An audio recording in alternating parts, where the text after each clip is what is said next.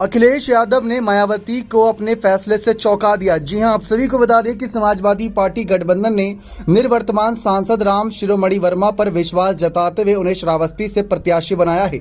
2019 के लोकसभा चुनाव में उन्होंने सपा बसपा गठबंधन से चुनाव लड़के जीत दर्ज करी थी। मूल रूप से अकबरपुर के रहने वाले राम शिरोमणि वर्मा को लोकसभा चुनाव 2019 में समाजवादी पार्टी, बहुजन समाज पार्टी और राष्ट्रीय लोकदल के महागठबंधन का प्रत्याशी बनाया गया था। श्रावस्ती निर्वाचन क्षेत्र से उन्होंने बहुजन समाज पार्टी के प्रतीक पर चुनाव लड़ी और जीत दर्ज करे। उन्होंने निकटतम प्रतिद्वंदी और भारतीय जनता पार्टी के मौजूदा सांसद द्विदिन मिश्रा को भारी मतों से पराजित किया था। इस बार समाजवादी पार्टी गठबंधन ने एक बार फिर से उन्हें अपना प्रत्याशी बनाया है। इन 5 सालों में उन्होंने श्रावस्ती लोकसभा क्षेत्र के कटरा में अपना निजी आवास भी बनवा लिया।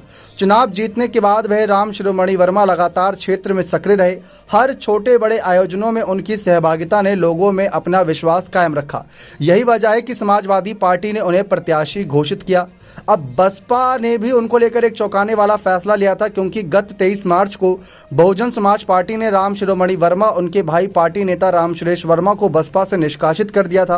अनुशासनहीनता का आरोप लगाते हुए जिला कमेटी ने यह कार्रवाई की थी, जो कि बड़ा फैसला था, क्योंकि लोकसभा चुनाव एकदम सर पर था। और इस बीच राम शिरोमणि वर्मा को पार्टी से निकालना बसपा का ये बड़ा फैसला था।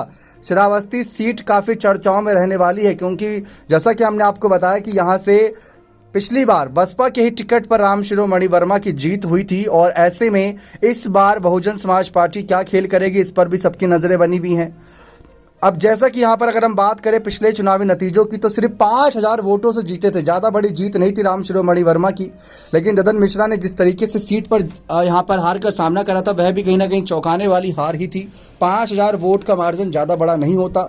इससे पहले बसपा की तरफ से साल 2014 में लालजी वर्मा इस सीट से चुनाव लड़े थे, जिनको करीब 1 लाख करीब वोटों से प्लस का हार का सामना करना पड़ा था।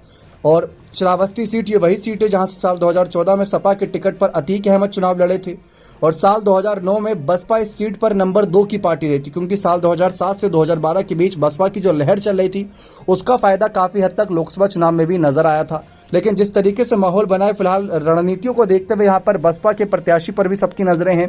लेकिन शिरोमणि वर्मा जिस तरीके से यहाँ पर चुनावी मैदान में उतरे हैं, ये मायावती के लिए एक बड़े नुकसानदायक बात रहेगी, क्योंकि पिछली बार बसपा के ही टिकट पर चुनाव लड़ा था, और बसपा जो 10 सीटें जीती थी, उसमें से ये श्रावस्ती सीट भी थी। अब देखते हैं इस सीट पर जीत दोहराने के लिए मायावती क्या दांव चलती हैं।